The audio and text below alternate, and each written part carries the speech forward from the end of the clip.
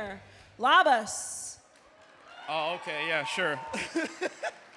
Do you know any other Lithuanian words? No, those two are the only words I know. What are the two words? Labas and ačiū. ačiū, of course. Yeah, those are. I already said them today, but I'm just gonna keep saying them over and over again. So before going on stage, you said like you weren't expecting this many people here. Why? No, I mean. Did you just think that Lithuania has like 50,000 people or something? No. Or is this just not a popular event or something? No, I think I'm not a popular event. Oh, you're not. Oh. I'm like, you got shit to do. Why are you here listening to me? No one's got shit to do. Clearly, no one's got shit to do. It's a Saturday, and well, there's everyone's like here. so much to, there's like an art show, and there's Legos everywhere, and Pringles, and I'm like, oh, thank you for coming and listening to me yabber on about stuff. Okay, we can dive into stuff then, I guess. When did you land in Lithuania? Was it today? Was it tomorrow? Last night. I landed yesterday afternoon. And I went to a delicious meal and had potato pancakes. Potatoes are my favorite meal. Really? Yeah, Oh, I love then potatoes. you'd be well adjusted here in Lithuania then. Oh yeah, I make all kinds of potatoes. I love potatoes. Potatoes are my in all kinds of, in all forms. Forms All and shapes, forms. right? Okay. I can make very good potato pancakes. I can make. Oh, you personally are a good chef. I make potatoes very well. Anything else I mess up, but like potatoes, I'm the professional potato maker. If the base is potatoes, then you're a pro. I'm a pro. Why? How come? I'm Irish. Oh, okay, yeah, okay, then that makes sense. Sure. And I love them, so it's just a lot of practice, I think. But yeah, I make a really good potato pancakes and good potato gratin. I make like delicious potato gratin. Okay, but then do you know about cepelini? No, what's that? Oh, that's like our national main dish. But I'm a vegetarian. It comes with one with cottage cheese, right? I think there is a sort of a type, yeah, with where you have cottage cheese inside or something, yeah. I'll eat that. I'll Okay. eat that. I know. Unfortunately, I can't eat all your delicious meats. And how's your day going so far? It's great. I learned that Lithuania is the G-spot of Europe. So I'm sorry I can't eat all your meats while I'm here in the G-spot of Europe, but. When did you learn that? When did you learn this fact? Because it's sort of an old campaign that we did have. Yeah. I learned it at lunch. I just was sitting there eating my potato balls, and I watched the campaign of people sitting there like, and then it's like, Vilnius, the G-spot of Europe. Good. That's a good way to introduce Vilnius, I think. That's pretty good. All right. So today we have sort of a discussion, right, where we can just blabber around about the role of an antagonist in storytelling, right? Yes. Let's just sort of roll it back and go way back. It says here in the notes that I've put down myself, so it's probably not factual, but it says here that you've made your Broadway debut at 11. Yeah, it was 12 years old, yeah. Really? Yeah, I was one of those like annoying children that was like born performing. So annoying. As we've clearly seen during your entrance. Yeah. As me just being nervous and then whipping out the moonwalk on my way on stage. So when I was a kid, I begged to go to a performing arts school for middle school, and I had auditioned, I got in, I got to the school, and there were all these kids who had been in 5 Broadway shows by the age of 11, and I was like... What school did you go to then? I know. It was a school for kids who worked, and it was in the middle of Times Square. Right? I'm from New York City, in the middle of Times Square, so kids would go to their morning classes and then go to their Wednesday matinee, and then do their homework at their Wednesday matinee, and then come back to school. It was a great school, but I realized I was like, I'm behind. I'm never gonna make it. I'm 11 and I'm a failure. And so I went to my parents and begged them. I was like, I need an agent. That's what these kids have. I need an agent. And they were like, what are you talking about? So you were sort of indirectly forced to be an actor then? Actress? No. Because of your surroundings? Because there were 5 kids that were actors and you had to be an actor as well, right? Well, no, because it was... You're like, whoops, Yes. there's nothing else for me to do then. I have 5 friends that I are know. that She's are actors. desperate. I desperate. guess that's something I have to do now. No, it was one of those things I would go to sleep being like, and when I have my name in lights, like I was just addicted to performing. But like, why was there any like sort of an outside influence for that, or like Well, were you just watching shows and cartoons when you were 6 or 7, 5, I don't know, 8, and you were like, I have to be on stage. Yeah. It's either that or I'm dying. I don't know. Yeah, my dad's an opera singer. A what? An opera singer. Oh, okay. So my dad like would sing all day, every day. And then we went to this church, and the church had a talent show every year. And so my dad would be like, why don't you sing something for the talent show? And I got up there once and I was like, I'm never looking back. I'm gonna be a performer for the rest of my life. What was your talent then? Were you just singing? I sang a song called Don't Fence Me In, and I had a tap routine that went along with it. And then I put on like a cowgirl outfit and like tried to, anyway, it was. Okay, cool. So we sort of have a closer for the discussion then, right? You can give us a tap dance lesson or something. Oh my God, I hope to God not. It would be so embarrassing to do that. I mean, you already did a moonwalk, so. Yeah. Oh God, why did I do that? Yeah, but luckily my parents, like I really would not be here without my parents being so supportive. Like they didn't push me into it at all. They were like, okay, this is what this kid wants to do. We want to keep her happy. Well, you were nagging them for like 4 years, and they had to yeah. do something with you, so. Yeah, they were, yeah. Can you sort of give me a ratio of, well, nowadays, right? Can you sort of give me a ratio of how much do you do work on, let's say, movies, series, and then on stage, or is the on stage thing just like gone for now for you, or I mean, really? I really hope not. I did mostly from 12 through college, mainly theater. Theater to me is it's really beautiful because the writing is so good so much of the time that it's bottomless. You can always find new stuff. You can always like discover new things about it. And I love the process of rehearsal. I'm just a nerd that way. Like I love being like in a room in a safe space for 8 hours at a time, just being like, maybe it's this, maybe it's that. We're just like playing pretend all day. And then you get up on stage and like random shit happens where like somebody gets set on fire by accident which happened in the latest play that I did. And Ethan Cohen was in the theater that night, and the guy who had invited him, the actor that was on stage that had invited him, just went up in flames. His sleeve got caught on like a candlestick, and I just went, oh! Does this usually happen when you're on stage? Am I gonna set on fire? Am I gonna get set on fire? Yeah, get ready for the pyrotechnics.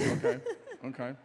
No, so that like random shit happens, and you have to like go with it. Like, or that thing where like my voice just broke in the middle of a show, where my first line came out like this, and the next line came out like this, and like I had to deal with my vocal cords bleeding for like the rest of the show. And it's just like so fun. So I love theater, but when I started doing more and more TV, there was just not enough time to do theater. But I did a play last year, and I'm always looking. Now we're on strike. I'm like, want to do plays, but everybody wants to do a play, so it's hard to find Is theater there right a now. sort of a medium, a media of your preference? Like, do you like doing theater more, or let's say movies and series, or are they in any way overlap, or like what's the best thing that you like from one side and the other side like? I mean, they both have their own fun parts to it. So like for me, the thing I love about theater is the safety of repetition and finding new things within having to do a show 8 times a week. But the beautiful thing about TV and film is that the camera's rolling and you can just let yourself go and be as present as possible, and like weird shit comes out of you and they have it recorded, right? You don't have to repeat anything. Like, yeah, you have like the camera moves and you have to do it 85 times in a day, but each time is new. And if you really trust yourself to like be as spontaneous as possible, even with saying the same lines, like they have it on camera and they get to capture it, and then it exists. It's like it lasts forever, which is a lovely. I love that aspect of it. So I kind of like both in that way. But then also, if your voice cracks, like we just heard, right? You Right. can just, take two. And in theater, that's not the thing. So yeah, what do you think of that? Well, that's What do you think of the like, pleasure. what do you, in general, like, what do you think of the dynamic that, in theater you sort of have a one take, I guess, right? Yeah. And then in movies, it's just like, if you have a bad take, just take another. Yeah, I kind of love the pressure of both of those things. Like, this flip side to film and TV is you don't have as much rehearsal process. So you don't have as much time. Like, we have 10 minutes I was actually to about rehearse. to ask, like, you really stress the fact of, repetition and rehearsals for theater, but then I would assume isn't it sort of the same for movies, or is it a lot less of that? It depends, like, if you have a director like Sidney Lumet, the late Sidney Lumet, like, he rehearses his movies for 3 weeks before he gets in front of a camera. In front of a camera, right? Yeah, but that's like old school movie making. Like, nobody has the budget to do that anymore. And on our show that shall not be named, we have 10 minutes to rehearse if we're lucky, half an hour. But like, people are like, oh, she has a question. Oh man, we're gonna be here forever. You know what I mean? Like, you try to figure all that stuff out, all your questions, before you even get to set. And in that way, it's a lonelier experience because you're like, oh, I guess this is what the scene is, and you get there and they're like, that's not the scene, it's this, and you're like, oh fuck, I gotta shift everything. So but it also creates a different kind of work ethic and a kind of like fly by the seat of your pants, like letting go. Like the main thing you have to do in film and TV is like let go of whatever you imagined the scene to be, and that is like a great freedom. There's a great freedom in that. But yeah, I love rehearsal. So. Are there any specific, let's say, skills and abilities that carried over from theater to movie that really help you in movies and series from theater? Yeah, just like a work ethic thing, like a understanding that you have to be on time. Like, I don't know. I'm not saying that people who only do film and TV like don't have that. They definitely do, but I hear from crews a lot. Like, you can always tell when an actor's done theater because there's just like a level of awareness of how much time something takes and how much respect they need to be giving to the crew, stuff like that. Okay. Looking at your filmography, it sort of seemed, well, at first glance, for me personally, it sort of seemed that you in the past, let's say, I don't know, 7 years or so, it sort of seemed like you sort of preferred, I would say, like sort of like superhero movies. Is that something I could? Yeah, you could say. I mean, it's a lot of comic book things that were based in comic book stuff. Yeah, exactly, right? exactly. I don't know how that happened. I don't know why. The only thing I can chalk it up to is that. Because my question would have been sorry. like, is it? No, it's okay. Sorry to interrupt. I'll let you ask a question. My question would have just been like, do you consciously seek it, or is it something that you really like, or is it a sort of format or medium that you like, or is it just sort of random, like you just get roles? Or It's just the jobs I'm getting, man. It's the jobs I'm getting. Listen, I audition, and 99 times out of 100, they're like, thank you, next, like, goodbye. And if you get a job, you're like, thank you, I'll be there early, It's like, so to get a job, I think what it is, my theory, is that give us a theory, yeah. Yeah, my thesis is that I'm a big performer. Like, I'm very, like... Well, you're incredibly expressive, yeah. Yeah. And very charismatic, yes. Which is the theater part of me. I'm like, I must play to the room, right? Like, and these shows that are more based in comic book stuff... Yeah, sort of. They have they allow for larger characters, I think. For a more pompastic sort of like characters, right? Yeah. And so I feel like that they're like, oh, this person's crazy. Like there's a reason why I play like the crazy neighbor and like the crazy PR person and like she's just the woman for the job. Yeah. She's just crazy enough, right? we need a crazy girl, get in Colby. And yeah, I don't know why. I think that's my theory. That's my theory. Okay, so let's try to even go deeper and break it down. What's like sort of try to give me a ratio of, given the shows and the movies that you've been in, sort of try to give me a ratio of how many times do you get to be on the protagonist side and on the antagonist side? Mostly antagonists. Mostly antagonists. So so the follow-up question would have been, well, sorry, it is the follow-up question. Like, is that something you sort of seek, or is it just something that happens, or are the directors looking for very sort of expressive and charismatic people to be in antagonistic roles, or then what's the deal? I mean, beats me. I think that if I have another theory, it's that give us a thesis. I think it's easy. It's the easiest thing to play anger. It's actually like amongst actors, it's much harder to be vulnerable and to like allow your heart to open. And so I think it's out of a weakness of my abilities that I play angry, that I become an antagonist because I like lean into the easy thing, which is anger. Now, my agents would be really mad at me for saying this right now, but I do think there's a level of that. It's basically like antagonists are very one-dimensional, and I'm not, and I'm not talented, and that is why I play antagonists. That's exactly right. I approve that message.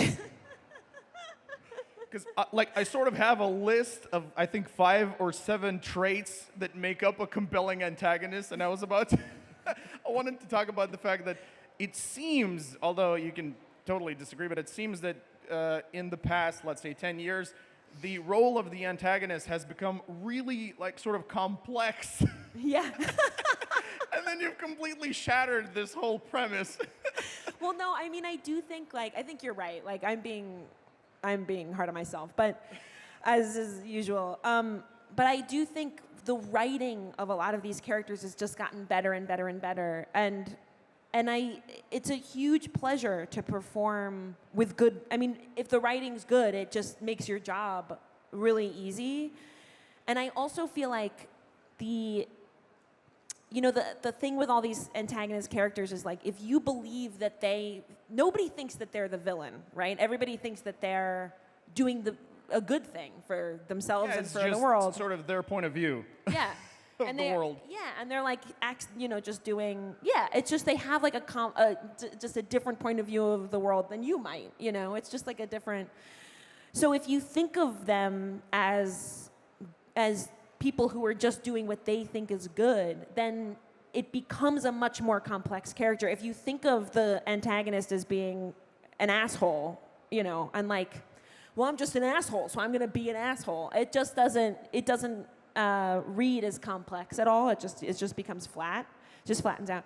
So it might just be like, point of view and perspective. And so then how do you sort of delve into the psyche of, let's say, an antagonist, right? Because let's say you have an antagonist, right, or sort of antagonistic roles, and for you, right, you have a character that is complex. It has the character has a backstory. The character has he or she has certain reasons to act as they do, right? So how do you sort of get into character without just thinking like, oh, they're just evil. They're just overall evil, and that's it. Yeah, I mean, whenever somebody's being crazy on the New York City subway, I'm always like, they're just evil. There's no backstory to this. They're super random. They're just evil. That is the opposite of what I was going to say. Okay, I'm sorry. Please expand then. I'm just kidding. No, it was, I always think like, what is happening to them? Like, what has happened to them in their day? What are they going through? Yeah, like, people are going through all kinds of crazy shit, and that we have no idea what, like, I have really bad road rage, for example, and like, oh, same. There are times when I am like, whoa, like, so upset at other cars, and then I check myself, and I'm like, why am I behaving this way?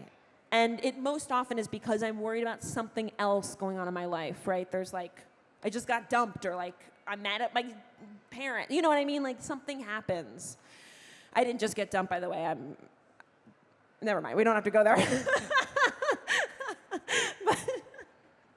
but like, when you look at a character, they are more often than not going through something traumatic, or they have gone through something traumatic in their lifetime that makes their point of view very specific, and specifically defensive of themselves, you know? So, and defensive in a way that might be violent, or might take form in a way that isn't so, you know, kosher.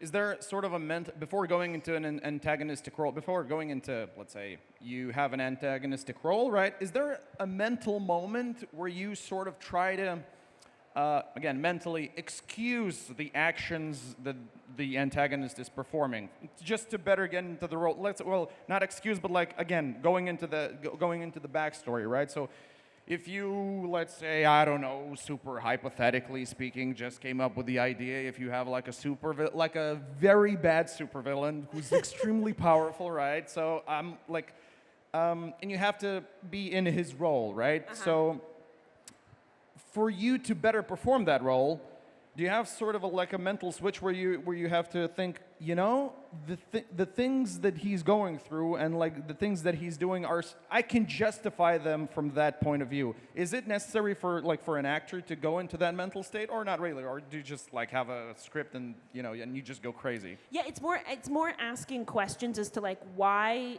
What is the thing that happened in his lifetime to make him believe? You do believe? go through these sort of. I do, yeah, because I feel like just blanketing, being like, Yeah, well, that's what he's they just wrote, evil. so, huh? Like he's just evil. Yeah, he's just evil.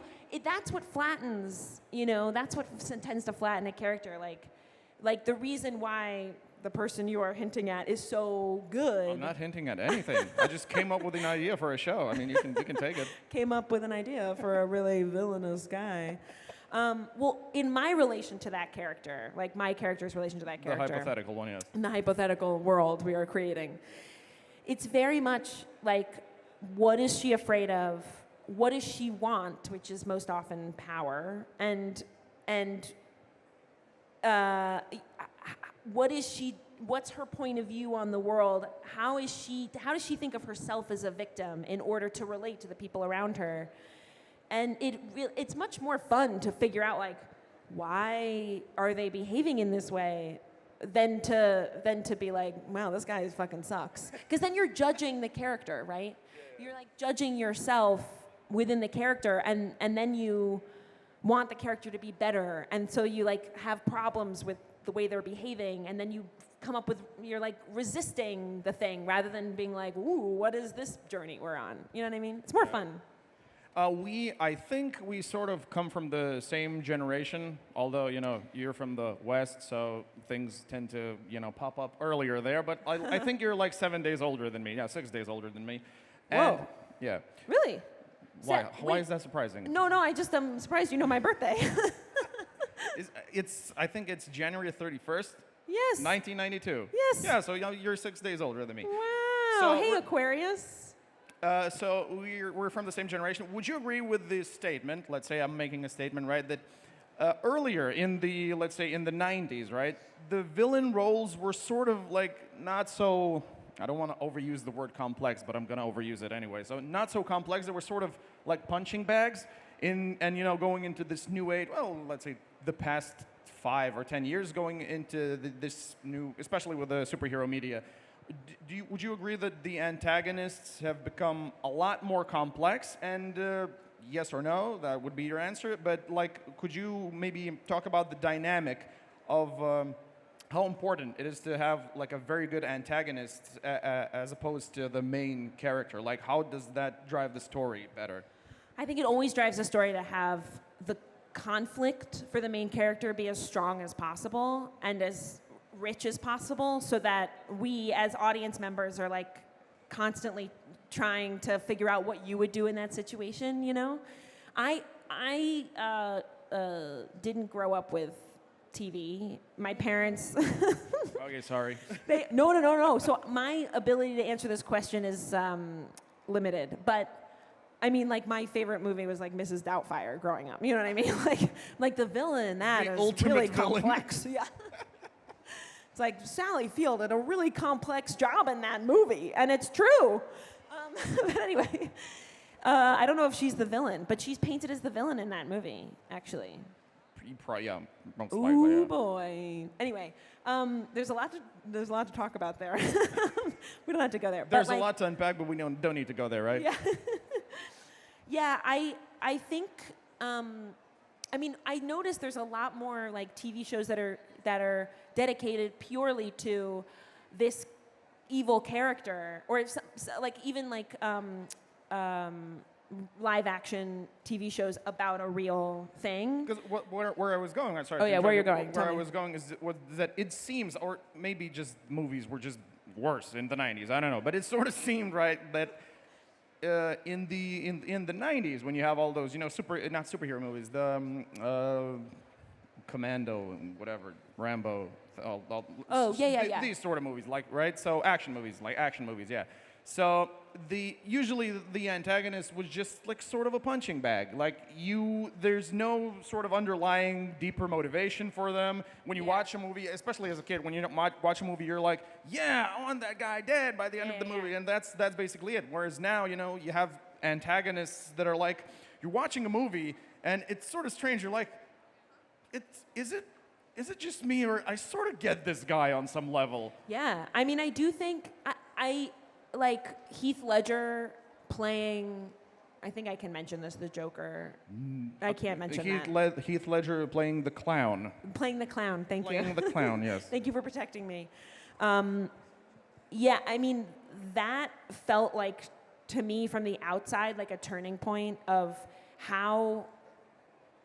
I mean, that guy. That was actually the first example I was reaching as well. Like, Oh, really? I'm like, if like the best example would probably be Heath, because like Yeah. you're watching a movie, you have an antagonist that is probably even bigger than the protagonist, Yeah. which is like, you know, Yeah. which is the biggest protagonist. Yeah. And I'm like, you know what? He's a complete psychopath. Yeah. But is it just me, or do I sort of get this guy? I mean, I never got to the point of like, I don't know what's wrong with you, but I never got to the point where I was like, I understand that clown. I'm just a sociopath, I But guess. like, but I do think like the more you really wonder watching that movie, like what happened to him as a kid, like why, like what's going on there, to the point where Joaquin Phoenix goes and makes a whole fucking movie about that. Like that, I do feel like there is when somebody knocks a part out of the park so well like that, it changes the possibilities of how you can make media. General term media. Just the general term media. Stories. I don't really understand how the hell is it like this has been 30 minutes. How? Just gone, just We're like just that. talking. We're talking. We're just, chatting. Just talking. Let's let's have some water. Let's go for a walk. Have some coffee. Considering, I'll just read this question, okay? Considering your rich and diverse acting background that you have, what are some dream roles or genres you haven't explored yet, but would love to do in the future? I would love to do a rom-com. Like, put me in a rom-com. I want to make out with the hottie, you know? Thank you. Thank you for clapping for that. I needed that. I feel like... You would, sorry to interrupt you, you would be like, I think you would be tremendously great at sitcoms, for instance. Like, why wouldn't anyone pick you up for a sitcom? Thanks. I have the same question. I mean, I usually, like, comedy is so hard, and... it seems that for you it comes sort of naturally. I would assume. Well, it's hard to, like, be like, there's a land, it's like math, right? It's either right or it's wrong. There's a landing of like, it either people laughed or they didn't. Whereas with drama, it's like, well, I did it this way, so good luck with the, you know, like that's the way it is. and there's you don't have to land in a certain spot, you know what I mean? And so I want to challenge myself with more comedy. I also really want to do drama that is like real person drama that is maybe not as heightened as a comic book type thing. As a superhero series. I'm like really interested in that, and I hope that's in my future as soon as this damn strike is over. Right? Okay, so you said you were like a 6 or 7 year old kid that just nagged your parents into putting you into acting, right? So we here in Lithuania, of course, obviously, we have a totally different market for acting and for movies and for series. But like, what would your sort of, I don't know, advice be for aspiring actors, actresses, or just theater, play, something like? What would be the general advice? Where do you draw your talent from? Yeah, I mean, just like. Never stop. You know what I mean? Like, I think never stop nagging your parents to put you in acting school, right? Exactly. Well, that just worked out for you. Nagging. No, I find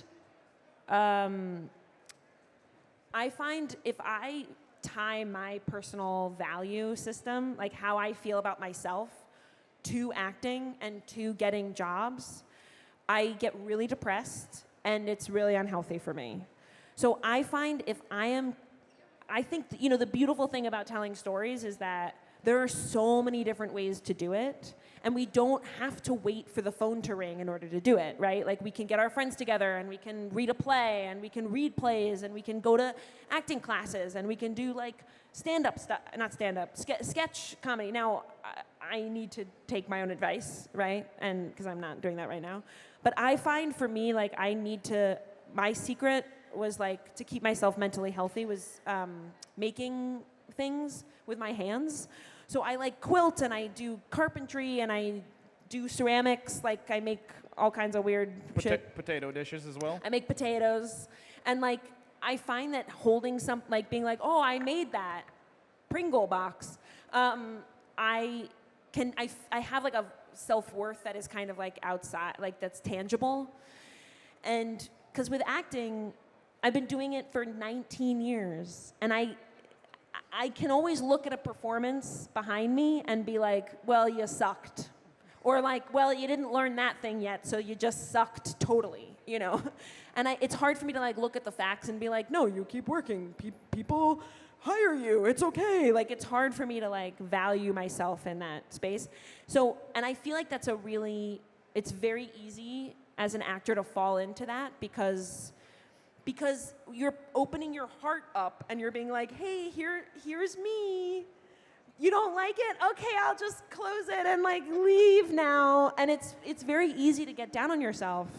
And so I just encourage people to just like trust that the creative force is within you, and use it and practice it in any medium, any way you can, and it will feed into your acting work. That's my advice. By complete accident, you've mentioned stand-up. I feel like you'd have a knack for that. Oh, have you tried my stand-up? God. I've never tried it. Never tried it? I'm really scared. Scared of what? Going on stage, making jokes, making impressions? That's what you've been doing for 36 minutes here. No, okay. I think I'm building a stand-up special of like my date. But my just dates. in the back of your head, like, I'm building a stand-up special. Yeah, in the back of my head, because I keep going on dates that just are so bad. Oh, you have a lot of good material. Oh, I'm like, what is happening to these men? Like, what's going on?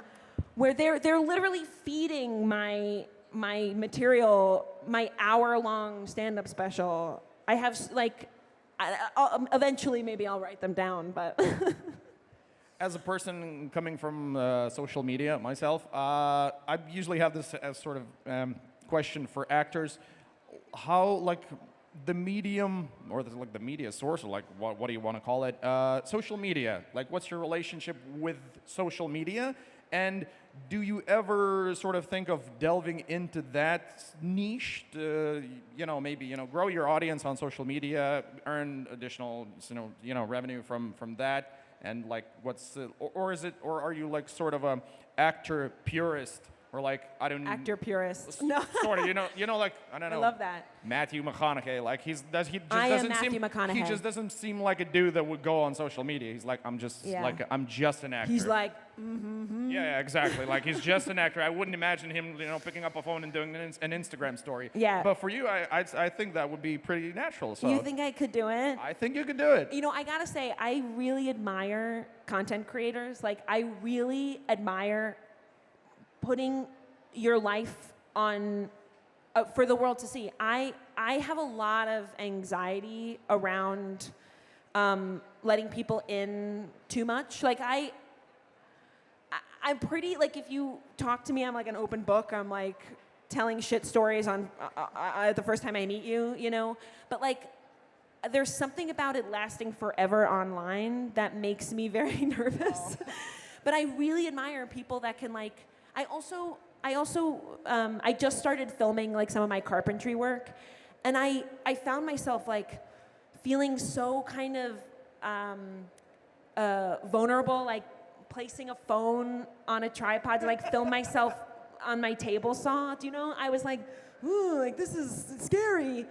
But I think it's like practice. I think you like have to get used to it. But I also find it takes a lot of time, and I got shit to do. Like I'm just like, I don't want to be on my phone that much, but I also find it to be like so inspiring. There are certain parts of social media that are horrible, right?